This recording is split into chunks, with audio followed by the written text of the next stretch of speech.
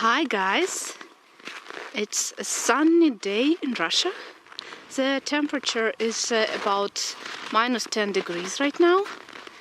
A perfect time for a little walk in the forest. But now I'm going home, and on my way I want to tell you a little bit about the place where I live, because you guys ask me a lot if it's a regular house in the woods or just a village. Well, we are approaching that place right now, so you will see soon that it's not a solitary house, but not a regular village either, because there are very few people living there. Well, now, in fact, now it's weekend, so it's not as empty as usual. But for the most part of the year, at least in the winter, it's almost uninhabited, like after a zombie apocalypse. What is this place? It is DACHA. DACHA, well, a half of Russian families has a dacha. It's a seasonal house. Well, most dachas are suitable for living in the summertime only.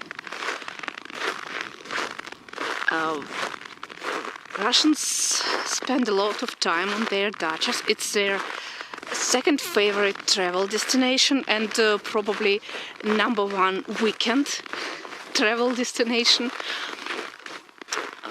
It's a source of fresh fruits and vegetables in summer, of yummy-ish marinades, pickles and jams in the winter, a place to relax or a place to work very, very hard.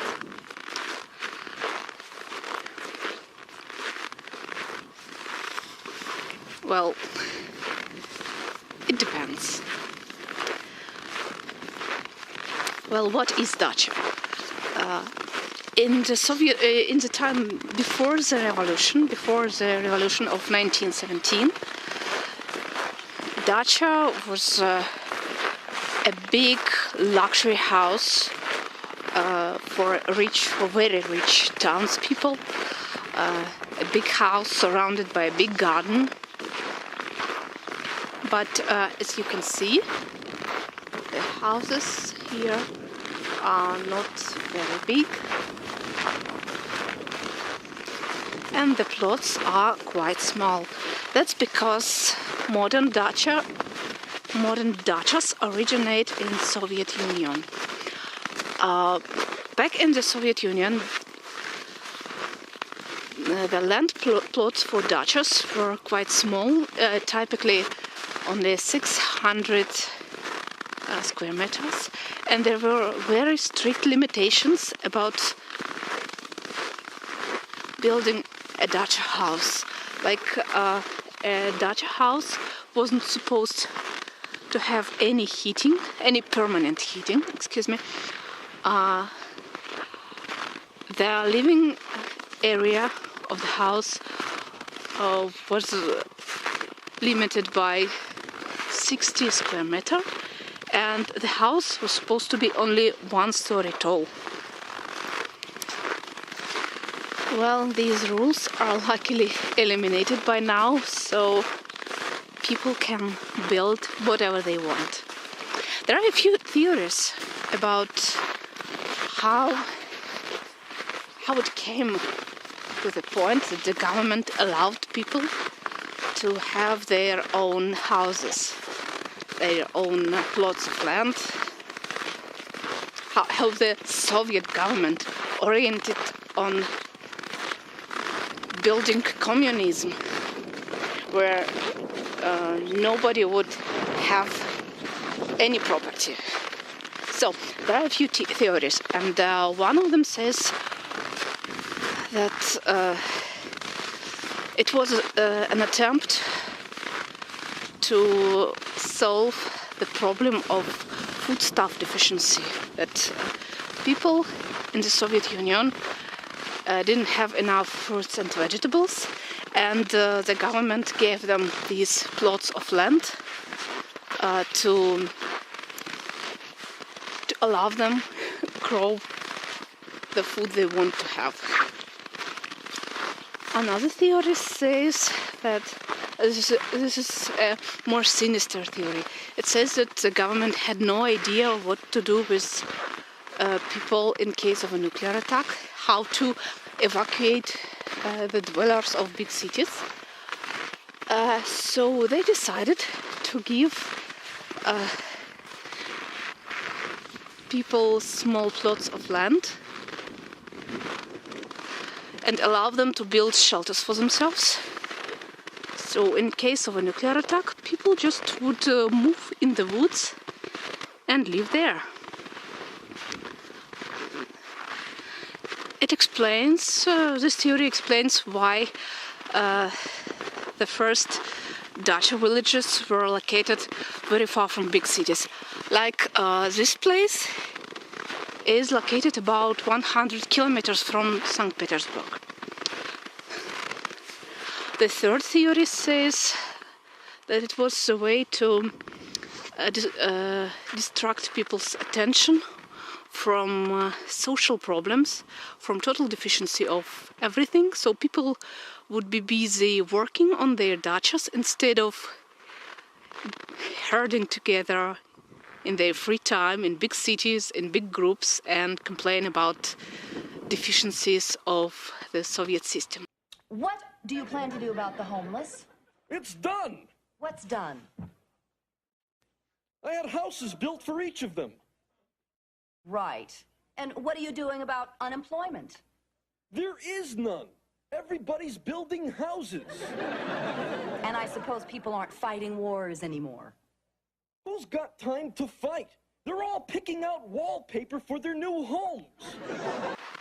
It was really a great way to keep people busy, because they had not just to work on their dachas, but they had to they had very hard time finding everything for their dachas, from tools to building materials.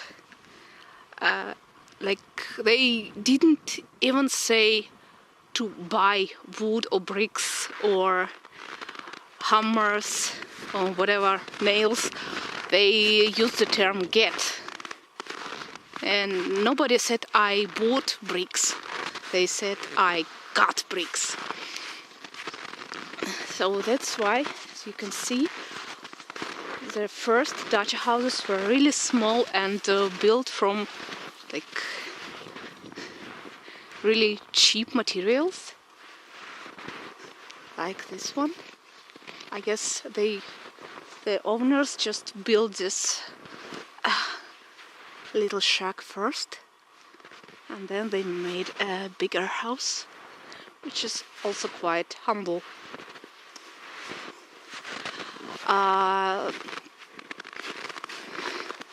Owners of dachas in this area, they mostly worked on a shipyard.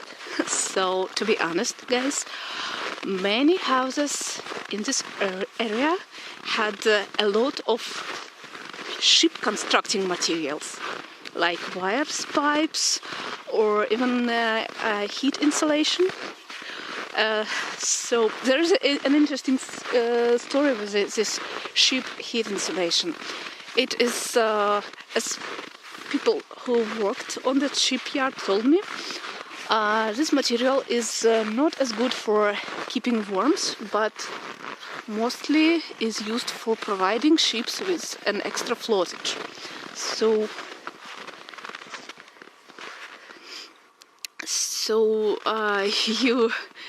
you may freeze in such house, but you will never drown.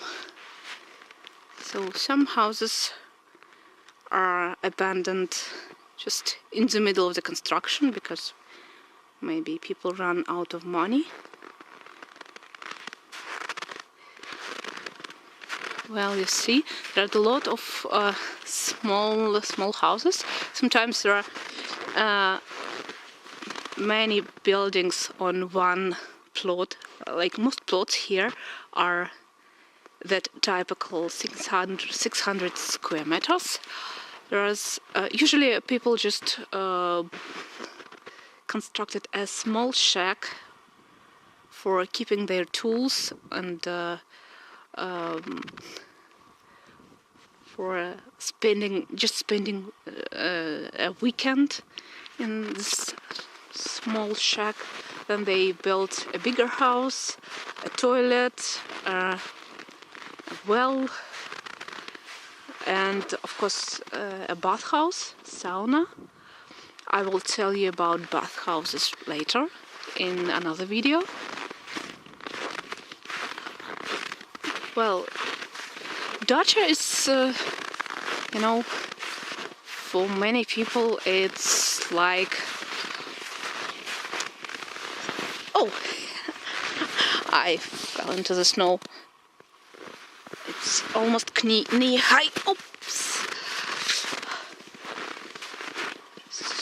So back in the Soviet time, like I told you before, people had to work really hard to build their houses, to provide the family with some food, with some vegetables.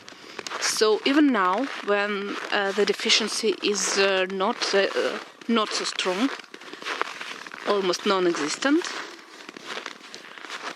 people continue working very, very hard on their dachas, and sometimes they invest a lot of money and effort and time into growing a bowl of tomatoes. So this would be enough to buy a month's supply for the family, a month's supply of vegetables and fruits. But many people believe that homegrown tomatoes are much healthier and taste much better than this store-bought food. So, what do you guys think about this Russian concept of dachas?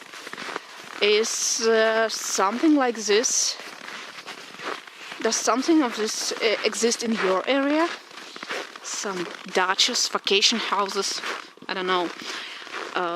What is interesting, what is special about the place where you live? Please tell me in the comments. And see you later.